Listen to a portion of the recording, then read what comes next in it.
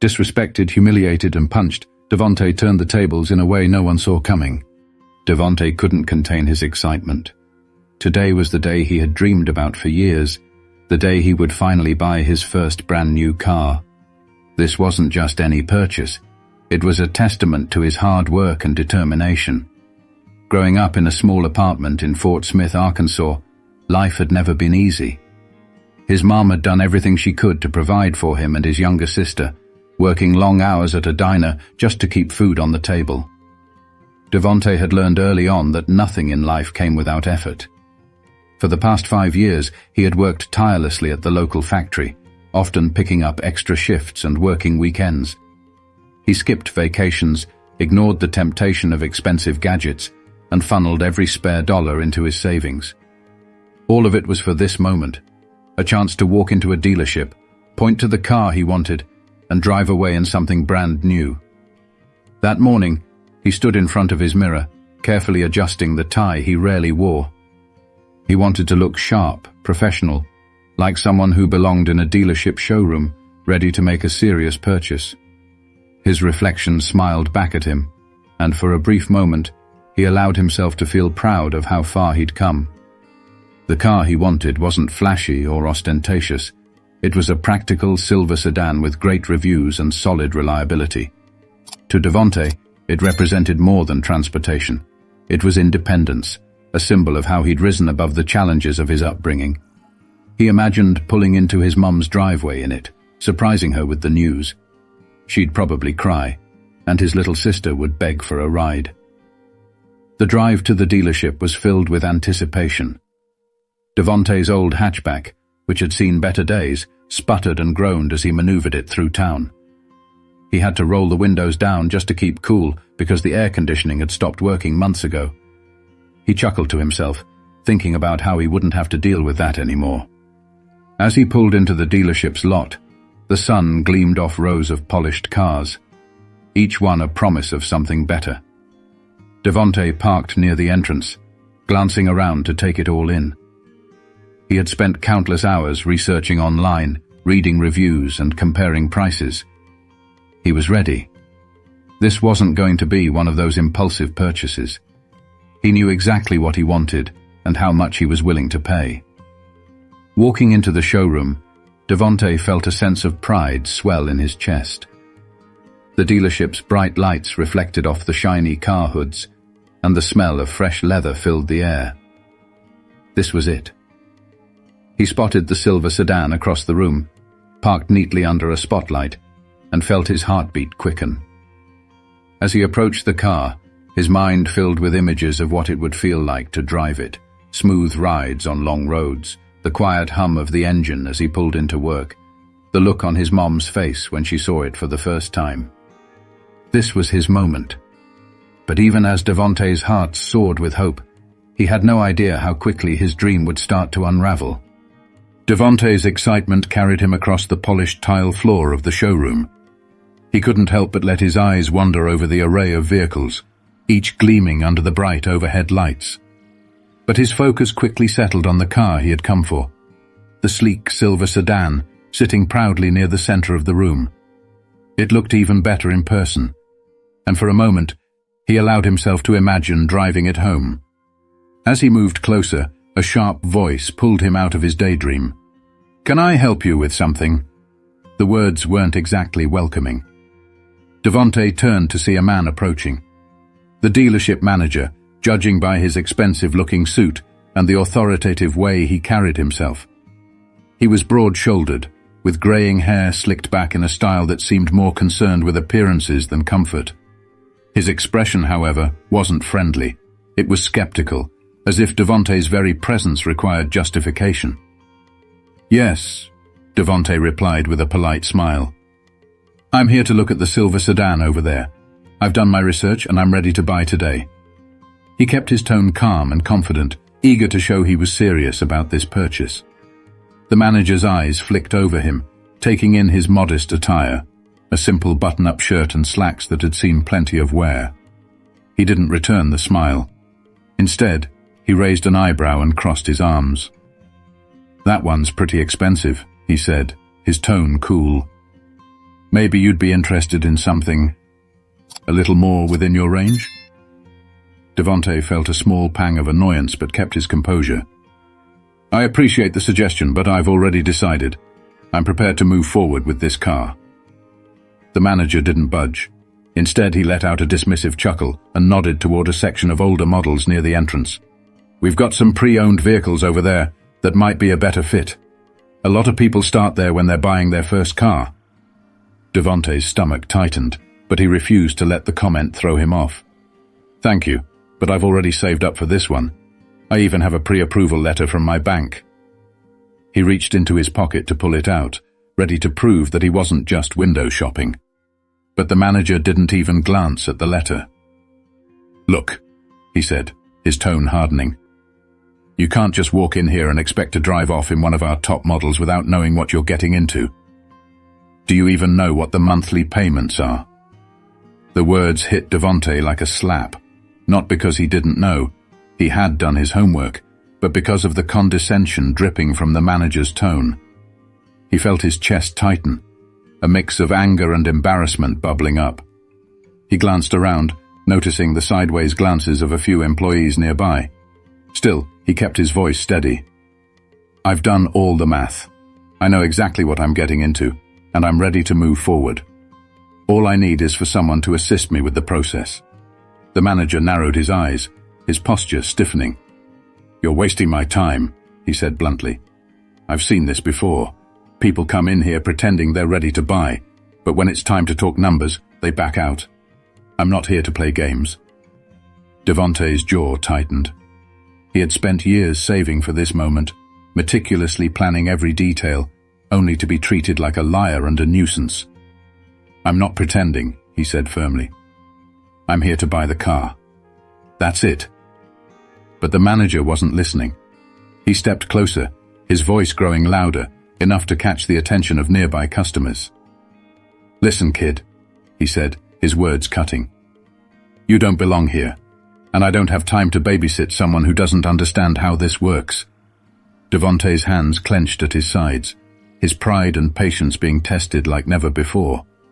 But little did the manager know, his actions were about to escalate this encounter into something that neither of them would soon forget.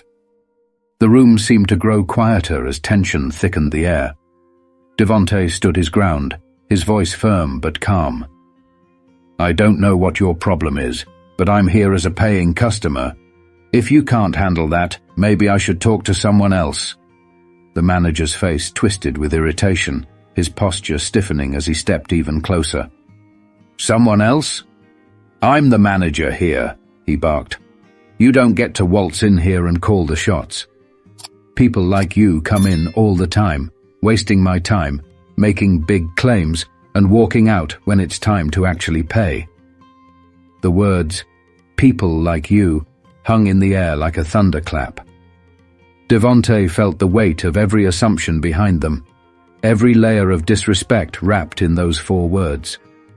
His chest tightened, but he refused to let the man's blatant hostility shake him. People like me? Devontae repeated, his voice low but laced with resolve. I've worked hard for this. I've saved every penny to make this happen. And you're standing here treating me like I don't belong, like I'm not worth your time. That's not how this works. By now, the confrontation had drawn a crowd. A few customers hovered near the edges of the room, some pretending to browse while sneaking glances at the escalating situation. A couple of employees exchanged uneasy looks but made no move to intervene. The manager sneered, waving a dismissive hand. You don't belong here, period. I'm telling you to leave before you embarrass yourself any further. Devontae's heart pounded in his chest, but he held his head high. I'm not leaving, he said firmly. I have every right to be here, just like anyone else. That was the breaking point. The manager's patience snapped. Without warning, he lunged forward, shoving Devontae hard in the chest. The force sent Devontae stumbling back a few steps, his heel catching on the edge of a display stand. He barely managed to steady himself before falling. Gasps rippled through the room, but no one moved to stop what was happening. Devonte straightened, his hands trembling, not from fear, but from anger. "You just put your hands on me," he said, his voice shaking with barely contained fury. "You really think you can treat people this way and get away with it?" The manager wasn't done. His face twisted with rage, he threw a punch that landed squarely on Devonte's shoulder, sending him reeling. The sound of the impact echoed through the showroom, freezing everyone in place. For a moment, Devonte stood still, his breath coming in short bursts as he processed what had just happened. He touched his shoulder, feeling the dull ache where the punch had landed, but the pain was nothing compared to the humiliation coursing through him. The manager stood there, arms crossed and chest puffed out, as if daring Devonte to retaliate. "Get out," he snarled. "I don't want to see your face here again." Devonte looked around, meeting the eyes of the onlookers. Some looked away, uncomfortable, while others watched with a mix of shock and hesitation, unsure whether to step in. But Devonte wasn't about to let himself be dragged down to the manager's level. He took a deep breath, his mind racing. Every fiber of his being wanted to fight back, to show this man he wasn't someone to be pushed around. But he knew that wouldn't solve anything. Instead, he turned and began walking toward the door, his head held high despite the humiliation. He could feel the sting of the manager's actions, not just on his shoulder, but deep in his soul. As he stepped outside, the cool air hit his face, a sharp contrast to the heat of his anger. He paused for a moment, looking back at the dealership. "This isn't over," he murmured to himself. What the manager didn't realize was that his actions had just ignited a fire in Devonte, a fire that would turn the tables in ways no one could have anticipated. Devonte sat in his car in the dealership's parking lot, his hands gripping the steering wheel so tightly that his knuckles turned white. His shoulder throbbed where the manager's punch had landed, but the physical pain was nothing compared to the sting of humiliation and anger coursing through him. He replayed the incident in his mind, each moment sharper and more infuriating than the last. He glanced at the dealership through his windshield, watching as customers moved in and out, seemingly unaware of what had just occurred. The manager had gone back inside as though nothing had happened, continuing his day without a second thought. But Devonte wasn't going to let this slide. Not this time. Pulling out his phone, Devonte opened a blank note and began typing furiously, documenting every detail of the incident while it was fresh in his mind. From the manager's dismissive comments to the physical assault, he wrote it all down. As he typed, a plan started to take shape. This wasn't just about him anymore. It was about standing up against behavior that so many others had likely faced and endured in silence. The first step was to ensure the incident was on record. The next morning, Devonte visited the local police station, filing a formal report for assault. The officer taking his statement listened attentively, nodding as Devonte recounted the manager's actions. "We'll investigate this," the officer assured him. "You did the right thing by coming in." Devonte's next move was to consult a lawyer. After a bit of research, he reached out to a well-known civil rights attorney in the area, a woman named Brenda Collins, who had built her career on cases like his. When Devonte told her his story, Brenda didn't hesitate. "This isn't just an assault," she said, her tone firm. "It's about systemic discrimination and the abuse of power. We're going to make sure this doesn't get swept under the rug." While Brenda began preparing the legal case, Devonte turned to social media to share his story. He recorded a video from his kitchen table, speaking directly into the camera. His voice was steady, but the raw emotion behind his words was unmistakable. "I walked into that dealership excited to buy my first car," he said. "But instead of being treated with respect, I was insulted, humiliated, and even assaulted. This isn't just about me. It's about how people in positions of power treat others, and I won't stand for it." He posted the video along with a caption detailing what had happened. Within hours, the video started gaining traction. Comments poured in, some expressing outrage, others sharing similar stories of being mistreated or dismissed because of assumptions made about them. The next morning, his phone buzzed incessantly with notifications. Local news outlets had picked up the story, requesting interviews. Devonte agreed, determined to ensure the dealership couldn't bury what had happened. In one televised interview, he recounted the incident in detail, his voice calm but resolute. "This isn't just about one bad manager," he said. "It's about creating accountability and making sure no one else has to go through this." As the media coverage grew, so did the support. Community leaders reached out to Devonte, offering to help amplify his voice. Activists began planning a peaceful protest outside the dealership, rallying behind the idea that no one should face discrimination or violence, especially in a place of business. But the dealership wasn't about to go down without a fight. Within days, they released a statement denying any wrongdoing, claiming Devonte had been disruptive and aggressive. The statement only fueled the outrage, with many pointing out that their version of events contradicted what Devonte and witnesses had described. The dealership's attempts to control the narrative only strengthened Devonte's resolve. He was determined to show that their actions would have consequences. The dealership's carefully crafted statement did little to quell the storm. In fact, it backfired spectacularly. People were furious. Online, the hashtag #JusticeForDevonte began trending, with thousands calling out the dealership's response as tone-deaf and dismissive. Comments flooded their social media pages, condemning their actions and demanding accountability. Devonte, meanwhile, stayed focused. He refused to engage with the dealership's claims directly, instead letting his actions and the growing support around him speak louder. "They can spin the story however they want," he told his attorney Brenda during a phone call. "But the truth is on our side." Brenda agreed. "Let them dig their hole deeper. We're building something they can't ignore." The protest outside the dealership became the turning point. What started as a small gathering of a few dozen people quickly grew into a crowd of hundreds. Families, students, and even local business owners showed up, carrying signs with messages like "Respect is a right" and "No room for hate."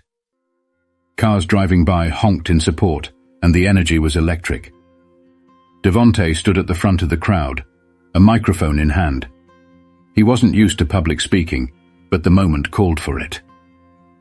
"This isn't just about me," he began, his voice steady despite the emotions swirling within him. "This is about every person who's been made to feel small, every person who's been judged unfairly.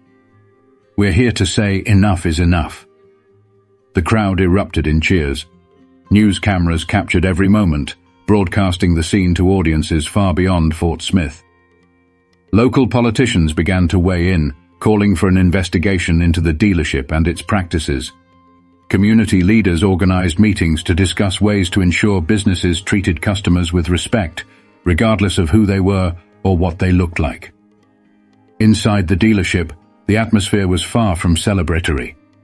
The manager who had attacked Devonte was nowhere to be seen, having been placed on administrative leave pending an internal review. Employees whispered among themselves, exchanging nervous glances as the protest outside grew louder. The dealership's corporate office, headquartered in another state, finally stepped in. They issued a new statement, one that sounded much more like an apology. They announced that the manager had been terminated and promised to implement mandatory training for all staff on customer relations and anti-discrimination practices. But Devonte wasn't satisfied with empty gestures. During an interview with a prominent national news anchor, he made it clear that this wasn't just about one manager or one dealership. "This is about holding people accountable," he said. "Policies and training are a start, but real change happens when we all stand up and say this isn't acceptable, when we demand better." Behind the scenes, Brenda worked tirelessly to build a legal case that would ensure Devonte's fight had lasting impact. She filed a lawsuit against the dealership for assault and discrimination, emphasizing the broader implications of the incident. "This case isn't just about compensation," Brenda explained to reporters. "It's about setting a precedent, making it clear that no one is above accountability."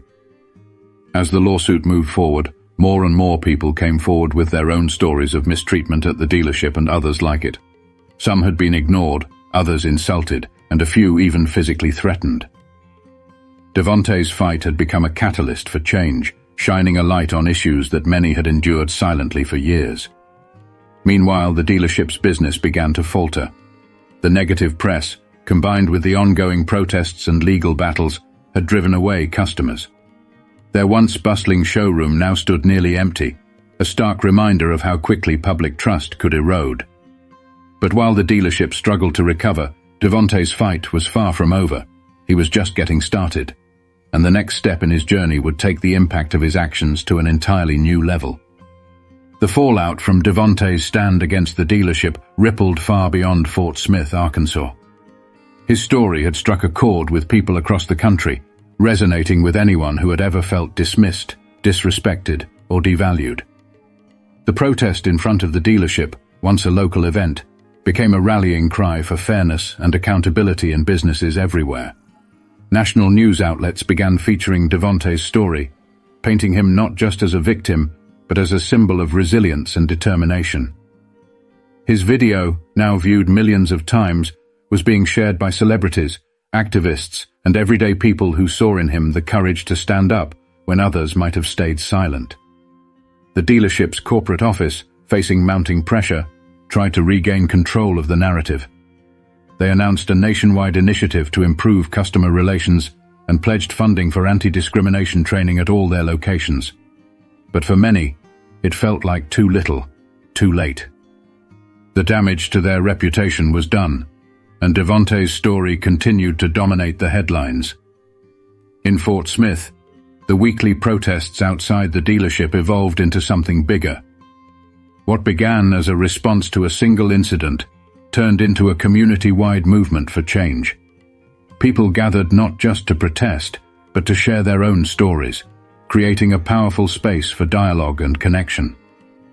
Local leaders, inspired by the energy of the gatherings, began hosting forums to discuss broader issues of equity and justice in the business world. Devonte, once a quiet factory worker, had become an unexpected leader in this movement. He used his growing platform to advocate for change, working closely with civil rights organizations and community groups. Together, they drafted proposals for new policies aimed at preventing discrimination in local businesses, including mandatory diversity training and stricter accountability measures for customer complaints. One day, during a particularly large rally, a woman approached Devonte with tears in her eyes. "I just wanted to thank you," she said, clutching his hand. "My son went to that dealership last year, and they treated him the same way they treated you. He didn't have the strength to fight back, but you did. You gave us all hope." The woman's words stayed with Devonte as he continued his work. He realized that this wasn't just about taking on one bad actor. It was about changing an entire system that allowed people like the dealership manager to behave the way they did without fear of consequences. The movement's impact began to spread beyond Arkansas. Other communities started organizing similar protests, using Devonte's story as inspiration. Social media campaigns highlighted stories of discrimination in various industries, encouraging people to speak out and demand better. The hashtag #RespectIsRight became a rallying cry, uniting people across different backgrounds and regions. In the midst of all this, Devonte found himself juggling a whirlwind of responsibilities. Between interviews, community meetings, and legal proceedings, his days were long and exhausting. But he refused to slow down. "This is bigger than me," he told a reporter during an interview. "If we want things to change, we have to keep going, no matter how hard it gets." The dealership's struggles, meanwhile, grew worse. Their once loyal customer base dwindled, and their showroom became a ghost town. The corporate office eventually announced the permanent closure of the Fort Smith location, a direct result of the sustained protests and public backlash. Devonte, however, wasn't interested in celebrating their downfall. "This isn't about shutting businesses down," he said at a press conference. "It's about making sure businesses operate with fairness and respect. If they can learn from this and do better in the future, then we've accomplished something meaningful." But even as progress was being made, Devonte knew the fight wasn't over. The next chapter of his journey would focus not just on holding people accountable, but on creating a world where these injustices couldn't happen in the first place. Months later, Devonte stood at the podium of a packed community forum, the room buzzing with energy. The auditorium, once reserved for local events, was now filled with people eager to hear from the man who had turned a personal moment of injustice into a nationwide movement for change. Devonte adjusted the microphone, pausing to take in the sea of faces before him. He saw community leaders, business owners, young activists, and families. Some had driven hours to attend. Others had followed his journey from the beginning, inspired by his determination and courage. He began to speak, his voice steady and heartfelt. "When I walked into that dealership months ago, I was just a guy trying to buy his first car," he said. "I had no idea that moment would turn into something so much bigger. But life has a way of putting us in places we didn't plan to be. And when that happens, we have a choice. We can walk away, or we can take a stand." The audience erupted into applause, but Devonte held up his hand, signaling for quiet. "This isn't about me," he continued. "It's about all of us. It's about creating a world where respect isn't something you have to fight for. It's something everyone deserves." He shared stories from the movement that had grown out of his experience. A single mother who had been ignored at a bank because of her appearance, but stood her ground after hearing his story. A young man who challenged unfair practices at his workplace, citing Devonte as his inspiration. A small business owner who overhauled her hiring policies to ensure fairness and diversity. "These aren't just stories," Devonte said. "They're proof that we can change things. One voice can become 100, 1,000, and eventually a movement. But it starts with someone deciding that enough is enough." The dealership where the incident had taken place was long closed, but its legacy had been transformed. The community had pushed for new policies requiring businesses to undergo annual diversity and anti-discrimination training. These initiatives weren't just words on paper. They were real, actionable changes that Devonte had fought for. After the forum, a teenager approached Devonte, clutching a notebook. "Mr. Jackson," the boy said nervously, "I just wanted to say thank you. I watched your video with my dad, and it made me realize I don't have to stay quiet when things aren't fair. You're the reason I'm starting a club at my school to talk about these things." Devonte smiled, his heart swelling with pride. "You're the future," he told the boy. "Never let anyone make you feel like your voice doesn't matter. It's people like you who will keep this movement alive." As the event wrapped up, Devonte reflected on how far he had come. He thought about that morning in the mirror, adjusting his tie, dreaming of his first new car. Back then, he couldn't have imagined standing on a stage, speaking to hundreds of people, or sparking a movement that had touched lives across the country. But this wasn't the end. Devonte knew the fight for fairness and respect was ongoing. He planned to continue advocating, working with local leaders, and inspiring others to stand up for what was right. "To everyone watching this," he said, addressing the camera recording the event, "remember, change doesn't happen overnight, and it doesn't happen because of one person. It happens when we all decide that we're not going to accept things as they are. Use your voice. Stand up for yourself and others. Together, we can make this world a place where everyone is treated with dignity." The audience rose to their feet in applause, the energy in the room electric. If this story has moved you, share it with someone who needs to hear it. And don't forget to subscribe for more stories that remind us of the power of standing up for what's right. Together, we can keep building a better future.